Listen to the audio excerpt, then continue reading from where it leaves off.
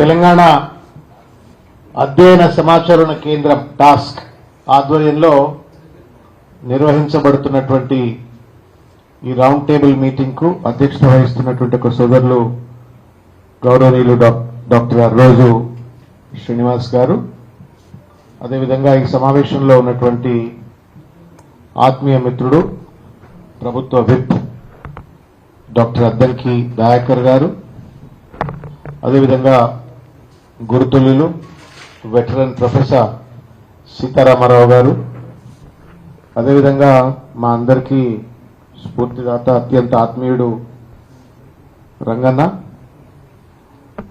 అదేవిధంగా ప్రొఫెసర్ కృష్ణారెడ్డి గారు, సాయి ప్రసాద్ గారు, పాపారావు గారు, రాజు గారు, ఇంకా సమావేశంలో ఉన్న పెద్దలు, మీడియా మిత్రులు అందరికీ కూడా పేరు పేరున హృదయపూర్వకంగా నమస్కారం. బడ్జెట్ అనగానే, రాష్ట్ర బడ్జెట్ అనగానే రాష్ట్రంలో ఉన్నటువంటి ప్రజలందరూ కూడా ఈ బడ్జెట్ వల్ల మా జీవితాలు ఏమైనా మార్పు చేర్పులు ఉంటాయా, విధి విధానాల్లో మార్పులు ఉంటాయా అని చెప్పని ఆబగా ఎదురు చూస్తారు. ఎట్లయితే ఫస్ట్ ఆఫ్ ఎ మంత్ రాగానే జీతం పడే రోజు ఇంట్లో భార్యలు పిల్లలు ఆ జీతం రాగానే ఏమేమి అవసరాలు ఉంటాయి, ఏం కష్టాలు ఉంటాయి, ఏం నష్టాలు ఉంటాయి, ఆ నష్టానికి అవసరమైనటువంటి రీతిలో ఆ జీతాన్ని ఎట్లా వాడుకోవచ్చు అని చెప్పని ఎదురు చూస్తారో, అట్లాగే బడ్జెట్ అనగానే ప్రజలు కూడా బడ్జెట్ ఏంటి, బడ్జెట్ ద్వారా వచ్చేటువంటి ఒక అలొకేషన్స్ ఏంటివి, విధి విధానాలు ఏంటివి అని చెప్పని అందరూ కూడా ఎదురు చూస్తారు. అయితే పిండి కొద్ది రొట్టె, ఎంత పిండి ఉంటే అంత రొట్టె చేయగలుగుతాం. ఇది ఒక అంశాన్ని బడ్జెట్ అనాలిసిస్ లో తప్పనిసరిగా గుర్తుపెట్టుకోవాల్సిన అవసరం. రెండవది, ఇంతకుముందు మాట్లాడుతున్న పెద్దలు చాలా విషయాలు మాట్లాడారు. వాస్తవానికి there is nothing to talk. Sai Prasad గారు మాట్లాడిండ్రు, రాజు గారు మాట్లాడిండ్రు, కృష్ణారెడ్డి గారు ఆయన ఎలాబొరేట్ గా పాపన్న మాట్లాడిన తర్వాత it was not much. But then కొన్ని నా దృష్టిలోకి వచ్చిన అంశాలు నేను మీ దృష్టికి తీసుకొచ్చేటువంటి ప్రయత్నం చేస్తాను. బడ్జెట్ ను విశ్లేషించినప్పుడు, రాష్ట్ర బడ్జెట్ ను విశ్లేషించినప్పుడు గవర్నర్ గారి ప్రసంగం, దాంట్లో పొందుపరిచిన అంశాలు, రెండవది ఆర్థిక మంత్రిగా మంత్రి ప్రవేశపెట్టేటువంటి ఒక బడ్జెట్ ప్రసంగ పాఠం, దాని తర్వాత ఇంతకుముందు సాయి ప్రసాద్ గారు చెప్పినట్టుగా మీరు ఈ లెక్కలు చూసినరా, ఆ లెక్కలు చూసినరా అని మమ్మల్ని అడిగినారు. ఆ లెక్కల సారాంశము, తర్వాత socio economic survey reports, CAG reports, ఇవన్నీ కలిపి అనలైజ్ చేస్తే బడ్జెట్ లో ఉన్నటువంటి ఒక లోగుట్టు అంతా కూడా బయటకు వస్తుంది. ఉట్టి సంఖ్యలు చూస్తే అద్భుతంగా అనిపిస్తుంది, కానీ లోతైనటువంటి ఒక అధ్యయనం జరగాల. దాంట్లో ఉన్న మంచి చెడులేంటి, ప్రభుత్వాలు చేసేటువంటి ఒక మోసాలేంటివి, లేకపోతే ఏ మార్పులేంటివి అని అర్థం కావాలంటే కొంత లోతుగా విశ్లేషణ చేయాల. జనరల్ గా మాకు అంత టైం ఉండదు, అంత ఓపిక కూడా ఉండదు. ఇలాంటి పెద్దలు చెప్తే కొంచెం ఎక్కువ నేర్చుకుంటాము.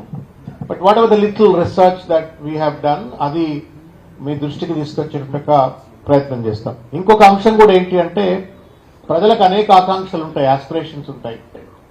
ఆస్పిరేషన్స్ వర్సెస్ ఆస్పిరేషన్స్ ను దృష్టిలో ఉంచుకొని ప్రభుత్వాలు ఇచ్చినటువంటి అష్యూరెన్సెస్, ఆ అష్యూరెన్సెస్ ను ఫుల్ఫిల్ చేయడం కోసం కేటాయింపులు ఏంటి, ఖర్చు ఏంటి అనే అంశాన్ని మనం దృష్టిలో పెట్టుకున్నట్టయితే నాకు ఈ బడ్జెట్ నాకు అనిపించింది ఏంటి అంటే, ఇది ఒక అంకెల గారడి, ప్రజలను మభ్యపెట్టేందుకోసం మసిబూసి మారేడుకాయలు చేసినట్టుగా స్పష్టంగా కనబడతా ఉంది ఈ బడ్జెట్. రెండవది, I cannot legitimise the lacunas in the present budget by making a statement that all the governments, successive governments, end of the day do only this అని చెప్పని I will not be able to do this legitimacy, because every government when they come to the power they make an assurance that మేము గతం కంటే చాలా గొప్పలం, మేము గతం కంటే చాలా అద్భుతంగా పరిపాలన అందిస్తాం, మేము గత తప్పులన్నీ సరిదిద్దాం అని చెప్పిన అధికారంలోకి వచ్చిన తర్వాత you cannot ride on if at all there are any mistakes done by the previous government. You have to be candid, clear and transparent, and then whatever that you have promised to the people, you have to implement it. ఇది తప్పనిసరిగా ఒక ప్రజాస్వామ్యవాదులుగా, చదువుకున్న వాళ్ళుగా budget analyse చేసినప్పుడు ఆ objectivity తోటి మనం చూడవలసింది. If you legitimise that previous governments ఇట్లే ఉన్నాయని, 70 ఏళ్ల నుంచి ఇట్లున్నాయని నరేంద్ర మోడీ గారు అంటున్నారు. 70 साल में क्या किया అని నరేంద్ర మోడీ అంటారు. మా రేవంత్ రెడ్డి గారు 10 साल में आप किया అని చెప్పని రేవంత్ రెడ్డి గారు అంటారు. So this game never ends. This game never ends, and end of the day people will remain where they are. వాళ్ళు అట్లనే పడి ఉంటారు. మనం ఇట్లనే అధికారం కుర్చీలు మార్చుకుంటాం తప్ప ప్రజల యొక్క జీవితాల్లో వెలుగులు రావు. కాబట్టి కొంత ఆబ్జెక్టివ్ గా స్థూలంగా వాగ్దానాలు ఏంటివి, కేటాయింపులు ఏంటి, ఖర్చులేంటి, సంపద సృష్టిస్తలేదని చెప్పి చూడాలా. నాకు అనిపించింది ఏంటి అంటే ఈ ప్రభుత్వం పరిపూర్ణంగా ఒకటి అంకెలగాడి, రెండవది somewhere along they are incompetent to generate the revenue. Saiprasad గారు, తర్వాత పాపారావు గారు వీళ్ళంతా కూడా చాలా స్పష్టంగా కొన్ని అంశాలు చెప్పినారు. బడ్జెట్ లోటు బడ్జెట్ తో ఉంది, సంపద సృష్టించలేకపోతా ఉన్నారు. తద్వారా వాళ్ళు ఇచ్చినట్టు వాగ్దానాలు పూర్తి స్థాయిలో అమలు చేయలేక ఇవాళ ఒక లోటు బడ్జెట్ తో ఈ ప్రభుత్వాన్ని నడుపుతున్నట్టుగా స్పష్టంగా కనబడతా ఉంది. These are not political rhetoric statements. ఇవి ఫ్యాక్చువల్ గా వాళ్లే అసెంబ్లీలో గాని శాసన మండలిలో గాని ప్రవేశపెట్టినటువంటి ఒక పద్దుల వల్ల, లెక్కల వల్ల మనందరికీ కూడా స్పష్టంగా కనబడేది ఏంటంటే government is incompetent, inefficient and not being able to generate the revenues. ఏ ప్రభుత్వం అయినా, మన ఇంట్లో మొగాయని అంటాం, మనం ఇంటి సంపాదించే మొగాయని, ఆడోళ్ళు కూడా సంపాదిస్తున్నారు, వేరు చెల్లెమ్మ కొడుతుందని వాళ్ళ తర్వాత ఆడోళ్ళు మొగాళ్ళు ఇద్దరు సంపాదిస్తారు. బట్ ద ఫండమెంటల్, ఇంటికి పెద్ద అనేటువంటి యొక్క ఫండమెంటల్ రెస్పాన్సిబిలిటీ ఏంటి అంటే అరే మావాడు బాగా డబ్బులు సంపాదిస్తాడు రా, నెలకు పిల్లలకు అవసరమయ్యే ఖర్చుకు సంపాదిస్తాడు, వాళ్ళ అవసరాలకు, వాళ్ళ విద్యకు, హెల్త్ కు, గ్రోత్ కు అన్నిటికీ సంపాదిస్తుందని చెప్పారు. అది సంపాదించలేకపోతే సార్ దగ్గర బేకారం వచ్చుతారు. ఈ ప్రభుత్వంలో ఉన్నటువంటి సమస్య ఏంటి అంటే వారు దాన్ని కప్పిపుచ్చుకోవచ్చు కాక ముఖ్యమంత్రి గారు నన్ను పోసుకున్నా డబ్బులు లేవని చెప్పని, గత ప్రభుత్వం ఇట్లా చేసిందని అట్లా చేసిందని చెప్పేటువంటి ఒక ప్రయత్నం చేసినప్పటికీ కూడా today the state is in a serious financial crisis which we are not able to realise. అందుకే దాన్ని ఆ క్రైసిస్ నుండి బయటపడడం కోసం అవసరమైన ఒక ప్రొడక్టివ్ ఎంటర్ప్రైజ్ గా రాష్ట్రాన్ని తీర్చిదిద్దడంలో ప్రణాళికలు లేవు. తద్వారా ఏమవుతుంది అంటే లోటు బడ్జెట్ అవి కప్పిపుచ్చుకోవడం కోసం రకరకాల రీతిలో ప్రజలను మభ్యపెట్టేటువంటి రీతిలో ప్రభుత్వం మాట్లాడుతున్నట్టు ఒక విషయం. నేను ఒక విషయం తమరి దృష్టికి తీసుకొచ్చే ప్రయత్నం ఏం చేస్తానంటే, రాష్ట్రం రేవంత్ రెడ్డి గారు ముఖ్యమంత్రి అయినటువంటి ఒక రోజు ద డెఫిసిట్ సర్ప్లస్ రెవెన్యూతో, అంటే దాదాపు ఒక 779 కోట్ల రూపాయల సర్ప్లస్ రెవెన్యూతో రాష్ట్రం వాళ్ళ చేతిలోకి పోతే 2 సంవత్సరాలలో the deficit has come to, ఇంతకుముందు మీరు అన్నట్టుగా 10,000 కోట్లు అని చెప్పదు అన్నారు, but I think it is around 9,420 crores of deficit. అంటే సర్ప్లస్ స్టేట్ 2023లో ఉన్నటువంటి ఒక సర్ప్లస్ రెవెన్యూ కాస్త అతి కష్టపడి బాగా చెమటోడ్చి ప్రభుత్వం సాధించిన విజయం ఏంటి అంటే 9,420 crores ఆఫ్ డెఫిసిట్. ఇది ప్రధానమైనటువంటి ఒక వైఫల్యం ఈ ప్రభుత్వంలో స్పష్టంగా కనబడుతుంది. రెండవది సిఏజీ రిపోర్ట్ కనుక మీరు చూసినట్టయితే 25-26 లో సిఏజీ రిపోర్ట్ ను మీరు పూర్తిగా కనుక చూసినట్టయితే 363 రోజుల పాటు అప్పు లేకుండా ఈ ప్రభుత్వం నడవల. 365 రోజులుంటే 363 రోజులు రేవంత్ రెడ్డి గారు రోజు ఆర్బీఐ చుట్టూ తిరిగిండ్రు, ఆర్థిక మంత్రి గారు ఆర్బీఐ చుట్టూ తిరిగిండ్రు. అప్పు లేకుంటే అప్పు చేసి పప్పు కూడా అన్నట్టుగా అప్పు లేనిది ప్రభుత్వాన్ని నడపలేదు. అంటే ప్రభుత్వం ఇంతకుముందు అన్నట్టుగా సంపద సృష్టించలేకపోతా ఉంది అనడానికి ఇది స్పష్టమైనటువంటి ఒక నిదర్శనం.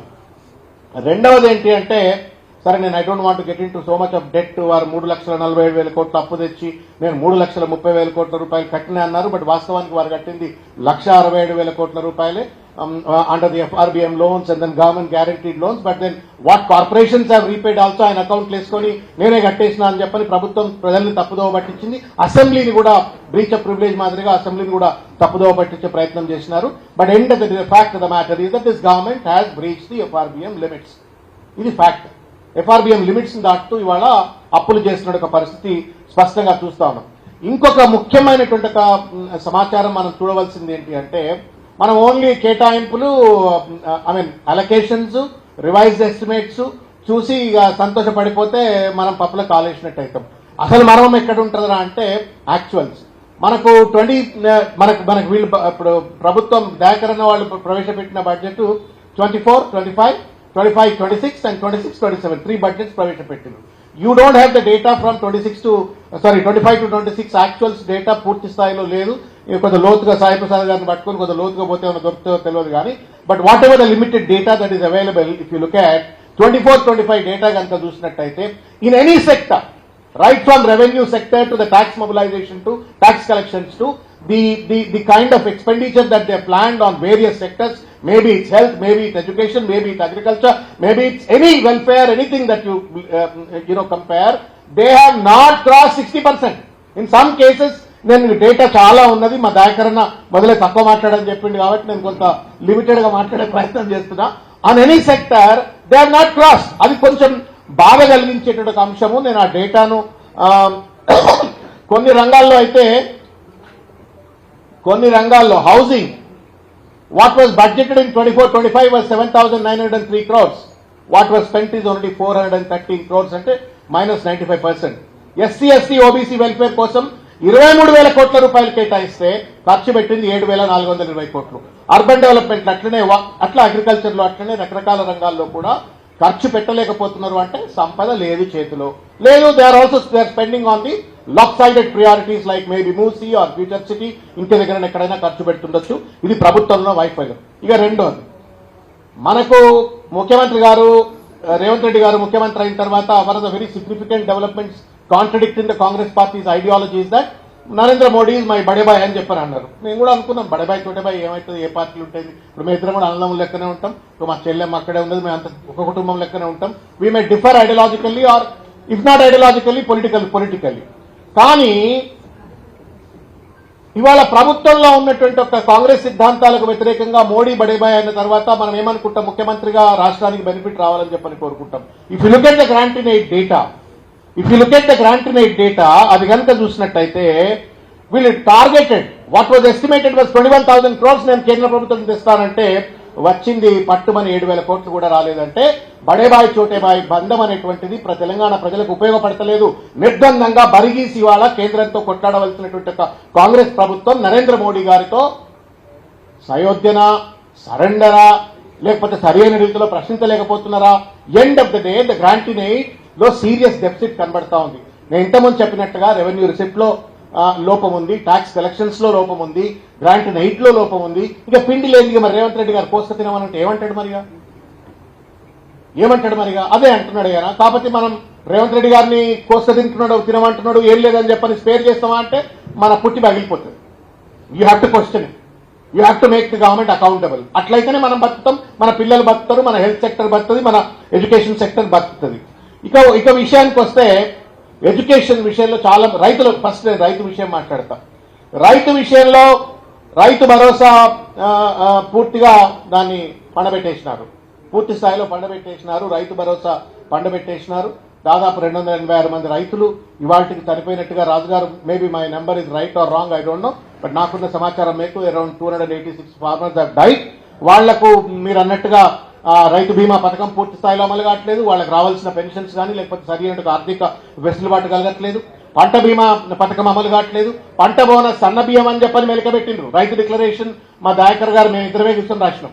మేము రాసిన నాడు సన్న బియ్యం అని రాయలే, మేము రాసిన అన్ని పంటలు రాసినాం. సడన్ గా మెలక పట్టుకొచ్చి సన్న బియ్యం అని చెప్పని మెలక పట్టుకొచ్చి ఆ బియ్యానికి మాత్రమే బోనస్ ఇస్తూ ఇవాళ మిగతా పంటలకు ఇవ్వకపోవడంతో ఇవాళ రైతులు అల్లాడిపోతా ఉన్నారు, బిచ్చగాళ్ళు అయిపోతా ఉన్నారు. వాళ్ళను పట్టించుకునే నాదుడు లేదు. ఎరువులు విత్తనాలు మీకే ఎరుక, నేను చెప్పవలసిన అవసరం లేదు.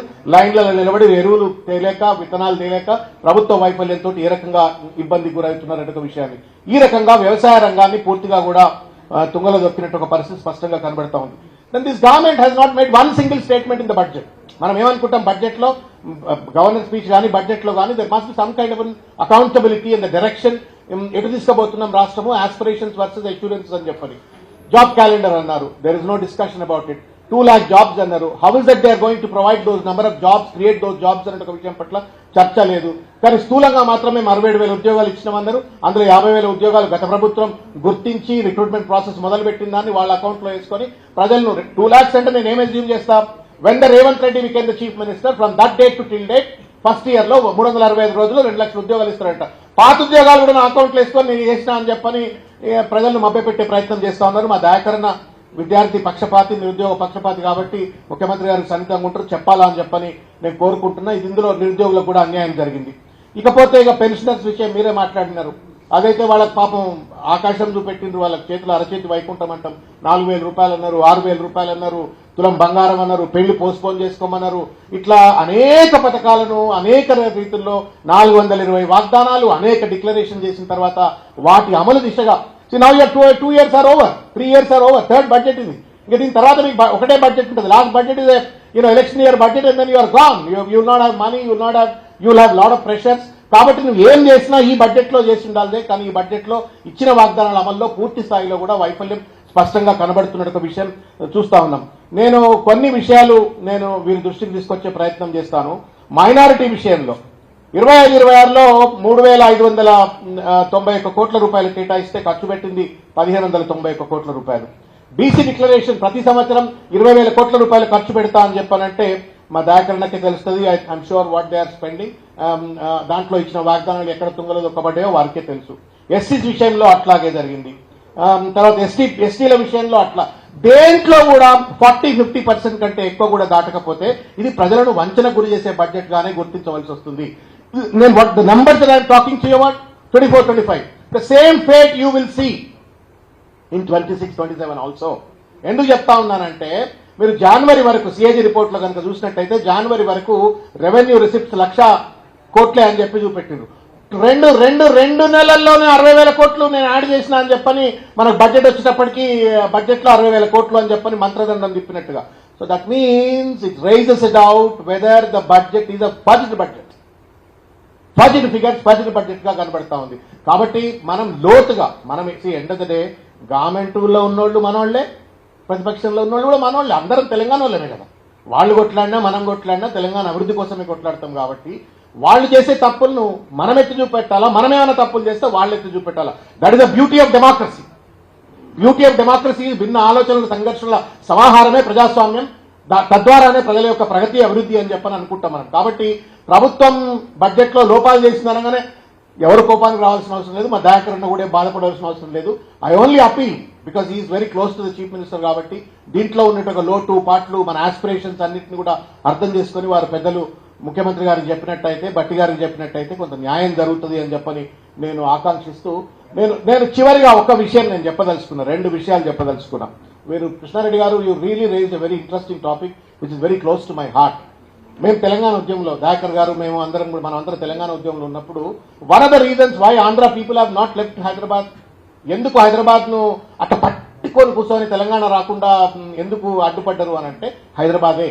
ఎందుకు అంటే హైదరాబాద్ హెస్ బిన్ డెవలప్. సరే వాళ్ళు క్లెయిమ్ చేస్తారు, మనం క్లెయిమ్ చేస్తాము. Who is responsible for the Hyderabad development అనే చర్చను పక్కకు పెట్టినట్టయితే Hyderabad has been fully develop and Andhras never wanted to leave Hyderabad. So therefore they created an obstruction for Telangana development.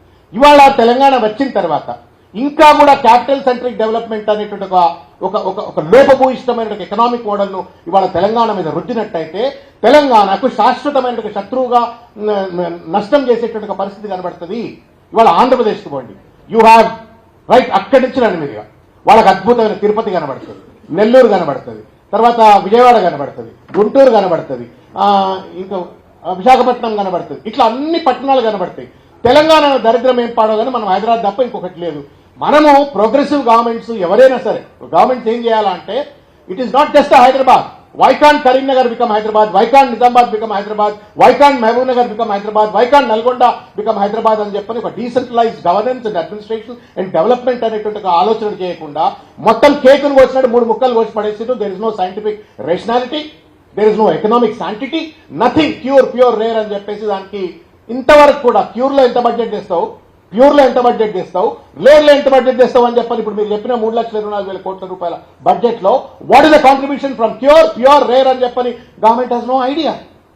That means that without economic analysis, without objectivity and rationality, you wanted to cut the state into 3 cakes and convert that into a real estate enterprise, which is really dangerous. Krishna Reddy గారు మీరు మంచి topic లేవనెత్తినారు. And I want this advocacy ముందుకు పోవాలని చెప్పి నేను భావిస్తా ఉన్నాను. ఎందుకంటే మొత్తం నగర కేంద్రీకృత అభివృద్ధి అనేటువంటిది రాష్ట్రాల ప్రగతికి శాశ్వతమైన ప్రమాదం. కాబట్టి దయచేసి ప్రభుత్వం ఈ రకమైన దుఃఖంలో పక్కకు రావాలా. మూసీ విషయంలో అద్భుతంగా డెవలప్మెంట్ కోసం నిధులు కేటాయించండి, but don't destroy the lives అని చెప్పని కూడా డిస్ప్లేస్ చేయకండి, డిస్ట్రాయ్ చేయకండి. మనకు గుళ్ళు కాదండి కావాల్సింది, శివుడి గుడి వెమిలాడ రాజు ఉన్నాడు, గాంధీ విగ్రహం మస్తున్నాయి, తెలంగాణ అంతా గాంధీ విగ్రహాలు ఉన్నాయి, అంబేద్కర్ విగ్రహాలు ఉన్నాయి. ఇవాళ కావాల్సింది మూసీ ప్రక్షాళన జరగాల. అది జీవనది, తెలంగాణ సంస్కృతి నది. అట్లా అడ్డమైనటువంటి ఒక రీతిలో పొల్యూషన్ చేస్తూ ఉన్నాయి. ఒక ప్రాపర్ డిపిఆర్ను పట్టుకొచ్చి దానికి అవసరమైన నిధులు కేటాయించి ఈ గుళ్ళు గోపురాలు లేకపోతే విగ్రహాలు కట్టి ప్రజలను మభ్యపెట్టే కంటే సరి అయినటువంటి నిధులు కేటాయించి ప్రజల జీవితాలకు విఘ్నం కలిగించకుండా ఈ బడ్జెట్ ఆలోచించినట్టయితే లాభం జరుగుతుంది అని చెప్పని నేను ఆలోచిస్తూ చివరిగా ఒకటే మాట, if the state wants to progress, not hello remarks and slogans కాకుండా ఉండాలంటే ఇది మాత్రం ఈ దృక్కోణం నడవదు. సమగ్రమైనటువంటి కృష్ణారెడ్డి గారు ఉన్నారు, మా సాయి ప్రసాద్ గారు ఉన్నారు, పాపారావు గారు ఉన్నారు, ఇంకెవరైనా పెద్దలు చాలా మంది ప్రభుత్వంలో అనుసంధానం కూర్చొని నిశితమైనటువంటి లోతైనటువంటి అధ్యయనం చేయకపోతే మనం we are entering in to a serious financial crisis. We have no money. Education, what was promised in the manifesto was 15%, what was given is 9%. అది అటో ఇటో కొద్దిగా ఖర్చు పెడతారేమో. Health, we are in a serious crisis. Budget మనం national average కంటే education లో తక్కువ ఉన్నాం, హెల్త్ లో తక్కువ ఉన్నాం, రూరల్ డెవలప్మెంట్ లో తక్కువ ఉన్నాం. On various sectors we are lesser spending than the rest of the states in the country. మనం ఇట్లనే పోయినట్టయితే మన పిల్లలు ఎట్లా బాగుపడతారు? ఇలా ప్రైవేట్ స్కూల్స్ 70% మంది మన పిల్లలు ప్రైవేట్ స్కూల్లో చదువుతున్నారు. ఓన్లీ గవర్నమెంట్ స్కూల్స్ లో నిధులు లేవు. YYSU అన్నారు. ఎంతమంది విద్యార్థులకు మీరు YYSU కేటర్ చేయబోతా ఉన్నారు? How is that you're going to transform all the government schools like YYSU? Skill university అని చెప్పని మీరు 2 ఏళ్ల నుంచి కాలయాపన చేస్తా ఉన్నారు. ఎన్ని నిధులు కేటాయించినారు? ఇంతమంది ఎవరు అడిగినారు? మీరే అడిగినట్టున్నారు. ఎంతమంది మీరు అడిగినారు? ఎంతమంది విద్యార్థులు మీరు అక్కడ చేసినారు? మీరు వెబ్సైట్ పోయి చూడండి. It was actually shock. నాకు కూడా చాలా దగ్గర సబ్జెక్ట్ అది. Being a professor in the university for some time and having worked in the IT industry, skill development is something very close to me. Every time I go to the website and see whether they have launched any new course అని చెప్పి చూస్తాను. ఏం కోర్సులు అండి? దానికి ఆనంద్ మహేంద్ర ఎందుకండి? మా కృష్ణారెడ్డి గారు సరిపోరా? దానికి ఆనంద్ మహేంద్ర, ఈ మహేంద్ర, ఆ మహేంద్ర అని చెప్పి పెద్ద పెద్ద పేర్లన్నీ ఉన్నాయండ్లా. But what kind of courses they are conceiving, what is the vision, what is the mission, how is that they are going to execute అన్న దానికి క్లారిటీ లేదు. కాబట్టి టైం తక్కువ ఉంది, ప్రభుత్వానికి టైం తక్కువ ఉంది, చేసే పనులు చాలా ఉన్నాయి, ఇచ్చిన వాగ్దానాలు ఎక్కువ ఉన్నాయి, రాష్ట్రం అధోగతిలో ఉంది ఆర్థికంగా. కాబట్టి కొంత చర్చించి ప్రజాస్వామ్యబద్ధంగా కొంత లోతైనటువంటి రీతిలో ఒక ప్రొడక్టివ్ స్టేట్ గా కనుక రాష్ట్రాన్ని సేల్స్ ట్యాక్స్ ఎట్లా పెంచాలా ఆలోచించండి, ఎక్సైజ్ ట్యాక్స్ ఎట్లా పెంచాలా ఆలోచించండి, stamps and registrations why is that we are able to achieve only 60%? ఎందుకు ఆ 40% అకంప్లిష్ కావట్లే? రియల్ ఎస్టేట్ రంగం ఎందుకు నాశనం అయిపోయింది? ఆలోచించండి, చర్చ చేద్దాం. ఉట్టిగానే వాళ్ళని ఇళ్ళని తిట్టుకొని బూతులు తిట్టుకొని మనం this doesn't really help the state beyond a point. రాష్ట్రం బాగుపడాలా, మన అందరి ఇళ్లలో కుటుంబాలలో భవిష్యత్తులు బాగుండాలా, పిల్లలు బాగుండాలా, అన్ని రంగాల్లో అభివృద్ధి చెందాలంటే ఒక ప్రజాస్వామిక వాతావరణం కావాలా, ప్రజాస్వామిక చర్చ జరగాల, ప్రజాస్వామ్యబద్ధంగా బడ్జెట్ను తయారు చేసి దాన్ని అమలు చేయాలని చెప్పని కోరుకుంటూ నాకు ఈ అవకాశం కల్పించిన మిత్రులు శ్రీనివాస్ గారికి హృదయపూర్వకంగా ధన్యవాదాలు.